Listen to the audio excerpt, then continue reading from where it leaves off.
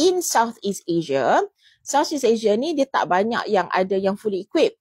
So nak test ubat gigi Miss ni dia nak kena ada yang fully equipped dengan machineries untuk test sama ada keberkesanan ubat gigi Miss ni dengan bakteria jahat, which is actually bakteria Streptococcus mutans ni possible ke tak possible merencatkan pembiakan bakteria. Okay, bakteria ni. So what happened was kami hantar ubat gigi Miss ke China. Sebabnya kat Singapura, kat Malaysia memang tak ada fully equipped untuk buat testing tersebut.